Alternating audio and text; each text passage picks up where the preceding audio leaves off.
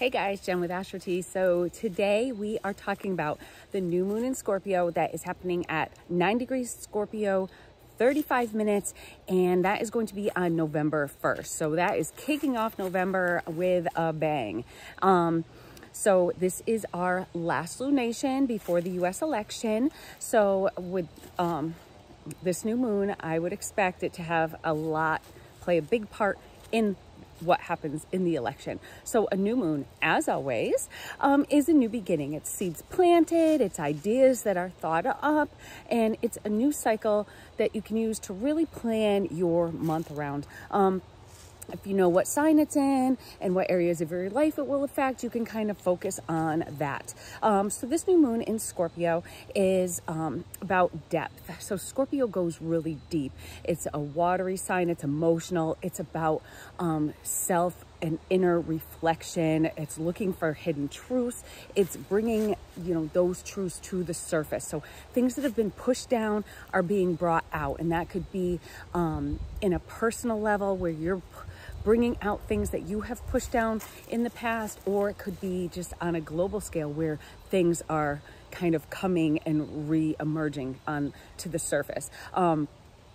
So, what answers are you looking for? Where do you want to really go deep in your life? What self-reflective transformation do you feel the need to make? Do you have any deep desires that keep poking at you? And, maybe it's about time that you start cultivating that, something that you've kind of tried to ignore, that you just kind of push away, but it just keeps, scratching at your back and saying like, hey, pay attention. Maybe it's time you start paying attention.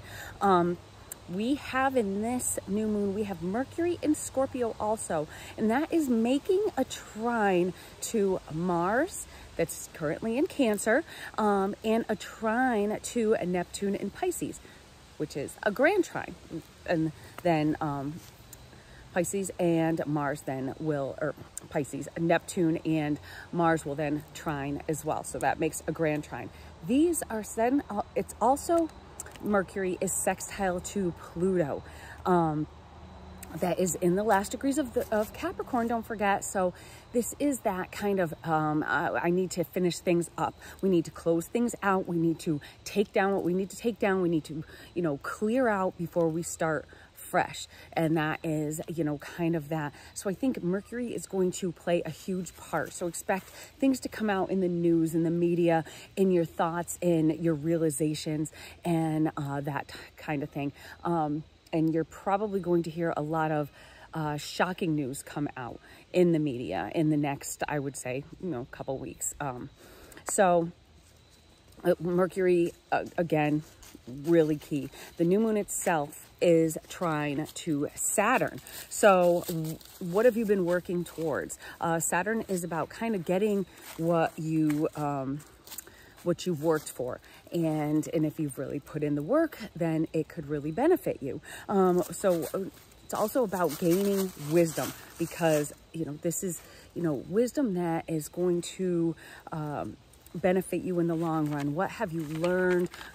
What can you then, almost pass down, or what has been passed down to you? This can be your deepest passions, ones you've pushed aside that seemed unattainable. One of the thing me and my husband have been talking about is maybe getting a second place out in Idaho, because we just loved it out there, and it just does at this time seem on a table, but how are we going to work together to make it happen? So this is a time that we can really start cultivating those ideas to try and think of how we can make something like this happen. Maybe give a 5-year plan or something like that. Just start planting those seeds to make that idea, that passion, a reality. But also this is Scorpio. So when you go deep, you can face some things that you don't want to face. And the things that you have ignored could be things that are disturbing. So they could be, things that you're afraid to face, that those memories, those emotions that you've pushed aside because they're just too painful. Now there's a lot of water going on in this chart. So expect to be extra moody, because sometimes it's best that we face these demons. And I've talked about this before. If you have things that are bothering you, it's really not going to go away until you go head to head with it and then decide, how am I going to deal with this so I can move forward? So you want to get ready, because it's going to be an emotional time for you, and you already might be feeling that. You already might be feeling kind of that wave of emotions. So that moon, you know, that brings on those changing of emotions as it's changing. But these emotions can provide relief and a break from the past. So sometimes you just need to kind of get it out. So that these, you know, the things that you want, the things that you really are striving for. Maybe it's love, maybe it's a new job, maybe it's different companionship, anything, different home situation. Maybe these are things that you're passionate about, things that you've been kind of thinking, oh, what am I going to do to change this? Maybe now is the time, and you just have to get rid of those evil thoughts, those intrusive thoughts that keep bothering you, and you need to face them head on. Scorpio is really kind of the start of the longer nights, and it kind of forces us into darkness. That's in a literal and figurative kind of way. And there is a lot of darkness that's coming up, and I think we're seeing that a lot just in the news media. We're seeing a lot of negativity, a lot of just dark things that, you know, people, you know, that it's not even just with the candidates that are they're, you know, going back and forth saying, you know, mudslinging about this one's going to destroy the world, this one's going to destroy this, and then we have, you know, just the other scandals that are coming out, and just really seedy areas of the human nature that you try not to see, that you just blissfully, you know, be blissfully unaware, but they are just like smashing you in the face, and you can't really ignore. Hi, Chili. Chili's down here. You know, be ready to go into the darkness so you can then come out into the light afterwards. Mercury is trine Neptune and trine to Mars again. So maybe it is forcing yourself to talk things out. Mars and Mercury, that's that forcing you to talk, and maybe forcing yourself to really cry and just let things out. Let the negativity and all that badness kind of flow out with your tears, and just, you know, like that nice Neptune, just get it out, let it flow away so that you can, you know, have a little bit more bliss in your life. This new moon is also, again, like I said, it's trine to Saturn, to move towards that life that you've worked for. Keep in mind that this is a grand trine. So there's a lot of good energy going on, but a lot of negative energy going on as well.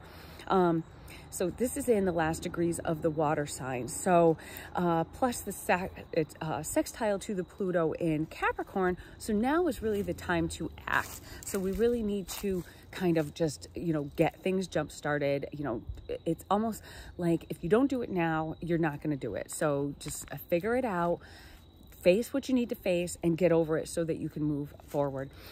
Expect to feel, again, extra moody, because this is all a lot of water going on here, especially, you know, if you have a lot of planets or luminaries in the water signs.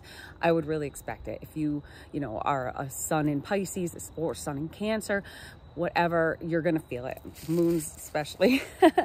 So if you see somebody struggling also, you know, maybe this isn't affecting you, but it could be affecting somebody else.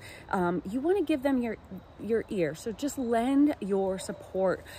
Be that, you know, Mercury trine to Mars for somebody else. If you don't feel like you need it, if you feel like I'm pretty good, it might be telling you that you need to help somebody else.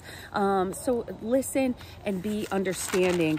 And, you know, so just help somebody else if you can, because we also have, you know, we see the manifestation of this darker kind of yucky underbelly of society being forced into the news. Again, like I said, some people might be having trouble with that, or these people could be affected by that. If you know any of them, it's like look at the P. Diddy scandal, for instance. It's very dark, sexual, very Scorpio. We're, you know, hearing about all the sexual exploitations that he was doing, sex with underage individuals. Also, I just saw too, the former CEO of Abercrombie and Finch was charged with sex crimes. So when you think of Abercrombie and Finch, you think about, or sex trafficking. You think about Abercrombie and Fitch, think about all those pictures in the bags that have all those young people that are really scantily clad. Okay, you know, it kind of makes sense. You know, these things aren't really big shocks, but it just is something that you just, I'm going to just ignore this. And then all of a sudden it's like, oh, okay, that kind of makes sense. That's not really a surprise.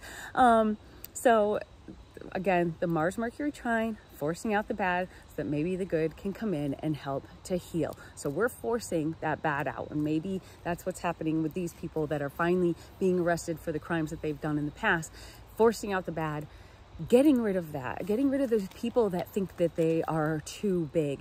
And I think a lot of that is the Pluto too in the last degrees. And with this new moon, it's kind of like that finishing up of, you know, we got to get rid of these big heads of government. We need to, you know, take down the top and, you know, restart, restructure before that Pluto moves into Aquarius.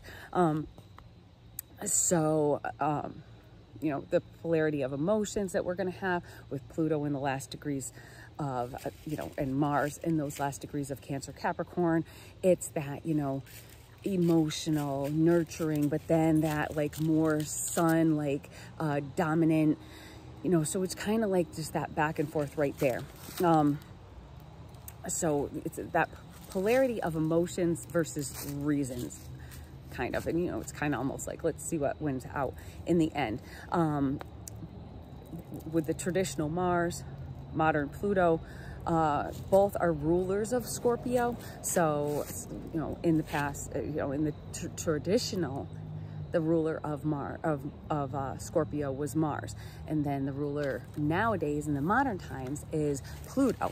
So, they're both really playing a key role. So whether you know, do traditional astrology or modern astrology, they're both playing a key role. You know, Mars and Pluto are really key to all of this. And that opposition is coming to exact. So expect just huge things to happen, I think, especially as we get closer to the election. It's conflict with superiors. It's competition for control and power. And it's exactly what's happening in this election cycle.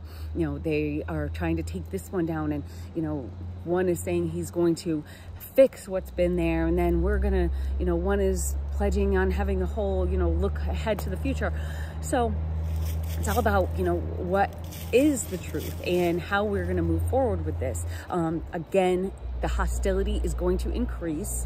Not really surprised, because it is a huge election year, and this election is really more contentious than most in my lifetime anyway. So I would expect things to get just that much worse. We only have a couple weeks left, I think like 12 days. So I would expect, really to expect a lot of that hostility. Especially when it comes to people that are just so obsessed with who they want to win or lose. Now, this could be just your normal everyday Joe that we've seen, or it could be those people in power that are like, well, this one can't win because of this, and this one can't win because of this. And what are they, you know, possibly capable of? We've already seen in this election cycle 2 assassination attempts, and we really don't want to see any more. So, you know, if you see anybody that's kind of showing signs of doing something crazy or signs of aggression, maybe those people are feeling desperate, that they feel like they need to take somebody down that's in power, because it's like, oh, well, if I take this one down, then this one's bound to win, or vice versa. That's not the answer. So make sure that you are talking to people, forcing people to talk. If you sense something, definitely force them to say what they're feeling. This election, again, will doubt be met with hostility in the end, especially, you know, with this new moon bringing a lot of tension, and that tension is only going to grow as the moon is waxing to its fullness. And then Mars moves into Leo on the 3rd. There is, you know, to fight to be that sun. It's that the leader of the pack. There's, you know, the fight to be that supreme ruler, pretty much the president, the one moving into the spotlight. So we see that, you know, just being played out exactly.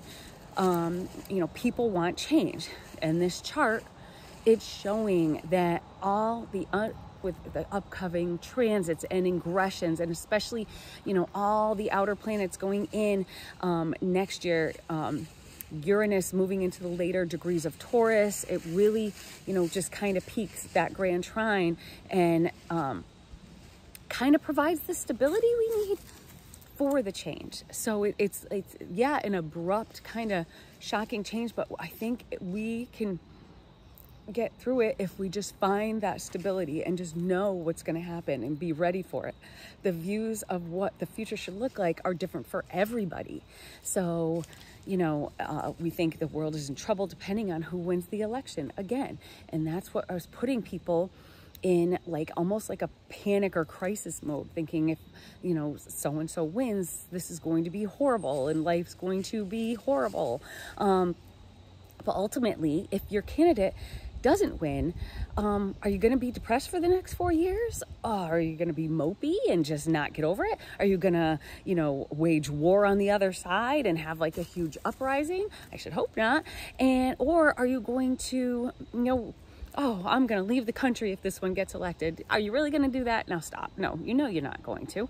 So you need to find the ability to just see past the differences and come together. That's the future. So it is spelled out in the astrology that there is going to be these huge changes, and everybody's talking about it. Even people that aren't into astrology, a lot of the things that my husband listens to, which totally not astrology. The only astrology he listens to is me and what I'm talking about. But it's all talking about like this new world order and how the world's going to change, and how, you know, governments are going to be different. So it's kind of like it's written in the stars, so you're going to have to ride it out. And if it's not the person that you chose, then it had to be this way for some reason or other. So, you know, it's kind of just going with it. So I find it very funny, actually, because I do watch a lot of different astrologers and their differing predictions about how the election's going to come out. And you can really hear, you know, their side, because they'll say, oh, well, this is really strong, and he's also got this one strong, but it's stronger for this one because of this. And, you know, I don't necessarily see that. I think this is a really, really hard one to predict, because they both have so much going on in their charts around this time, and a lot of things are, you know, being amplified in both of their charts. You know, and it's a lot of people seeing what they want to see. So if, you know, people love Trump, they're saying, oh, well, Trump's going to win. But these are people that you knew kind of loved Trump in the first place. And then there's people that, you know, want the Democrats to win, and they're saying, oh, Kamala Harris is definitely going to win. Well, is that really the case, or is that what you want to see? So that's what makes, you know, astrology a little bit difficult, because you do put your biases into it a little bit. Each do have positives and negatives in their chart that you have to look at. So I don't have a prediction for the winner per se, but the things that stand out for both the candidates at this new moon, I kind of took a quick jot down. So with the current president, vice president, not president, vice president, oh, maybe that's faux pas. So I have, again, listened to a lot of astrologers are saying that she's going to be the one that wins. Kind of get a little more of that, then you get a little more of the Trump. Mars is squaring her sun and moon. So that is going to be a little bit difficult. They were full at her birth as well. So she did have a full moon sign at birth. That could cause some instability. That could cause some erraticness a little bit. There is a T-square, you know, with its missing legs, you know, this sun, her sun was in Libra and moon was in Aries. Anyway, if anyone's, pulling her chart. So the earth, the missing leg is that earth that keeps grounded and stable. So that kind of goes along with that instability a little bit. With kind of being born with a full moon in your chart, big swings of fortune. We've really seen that a lot with her because the Uranus retrograde now is still on her Jupiter. So this is a big sweep one way where she kind of got her momentum, and we've seen, when she really went up in the charts and everything was joy and everyone was so excited to have her as the new person in the Democratic Party. And then, that kind of started to wane a little bit when you didn't see her very much and people were like, where is she? What does she stand for? And this and that. And, maybe some of the, they make fun of the way she speaks, saying it's like word salad and, she talks around things, but I think a lot of them do that anyway. She just had, though, a first house profection year. And that would put Mercury as her Lord of the Year. Both natal and transit, it's in a peregrine Scorpio. So Jupiter is separating from her ascendant. So that kind of makes me think that that spike is kind of waning a little bit. That's the only kind of the little negatives I see there. But I think she will face a little more and more challenges as we get closer to the election day. And because this is a new moon that I'm running her chart on, these challenges could grow a little bit in the next coming weeks. Not necessarily saying she's gonna lose or win, but I'm just saying that I would expect to see a lot more challenges falling her way. Now, Trump is in a 78. His perfected house is his 7th house. That could be the house of your enemies. Gemini is also his, which is Gemini. Mercury's also his ruler of the year. Funny. So his natal Mercury isn't in the best shape. It squares Neptune, so fabricating the truth, maybe kind of blowing things out of proportion. We know if we've ever watched anything that he says, he does kind of, I'm the greatest and I can do this and it'll be amazing. We know that he can a little bit blow the truth up and fabricate it a little bit. The new moon is also squaring his Pluto. So is he getting ready to undergo a difficult transformation? Transformation that like, okay, you're done. Maybe, all the things against him are, all these court cases and whatnot are finally going to catch up. But the new moon trines his perfected Lord Mercury. So good news might be coming his way. Now, again, I don't necessarily mean that that could be in the presidency, but good news could be coming his way where he might not have to worry about these court cases anymore. Maybe different things will come up. We saw one get kind of wiped clean and then, changes to other ones. So, he might be getting some good news in that realm. Not sure exactly. I don't want to predict it. But Jupiter also is almost exactly conjunct his north node. And Uranus is still on his MC. So we have seen that actually kind of protect him a little bit. And with Jupiter almost conjunct his north node, and going retrograde, we might see maybe something. I don't know if it's going to be reelected as president, but it might point to that a little bit. Kind of to me, it might. I don't know. His peak period is in Aquarius level 2 since July of 2022. Doesn't seem like his peak periods are very good though. Because he has Mars in the fixed signs too. So that kind of makes them that they might be difficult for him. So since 2022, yeah, he's had a lot of difficult things with all these court cases and things coming up against him. So I don't see this going away, and that is in his Leo. So it's him that is having the difficulties. It's not, the groups around him. It's not things that are happening around him. It's him. So also this is in his 7th house of visible enemies. So that is concerning because he has already been kind of, shot at once, almost aimed at the second time. So And then the day after the election, that kind of negative peak moves into Pisces in December. So I felt that was kind of interesting too. So honestly, like I said, I'm not going to predict anything because it's very difficult. They both have good, they both have bad. You know, if you want one, you can see the good in one. If you want the other, you can see the good in the other, or see the good aspects and the bad aspects, but they both have good and bad. So we'll just have to see what happens. I think it'll be just exciting to watch what is going to change and how this all works out in the end, especially with all the intensity going on around it. So, and I actually think because this is so hard to predict, it's because the race is going to be extremely close, and you might not even know on election day. It might be a while afterwards, if it even is decided on election day. So I wouldn't be surprised in that. So that is the new moon that is coming up on November, I almost said March, November 1st. So let me know what y'all think in the comments. I'd love to hear from you. Tell me what you think. Good or bad, I don't care. Just love to hear from you.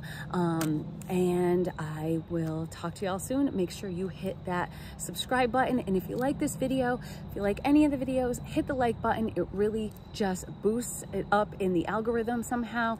Really helps me out. And we can help grow together. So hit that notification bell too so you can see future videos. I will talk to y'all soon. Bye.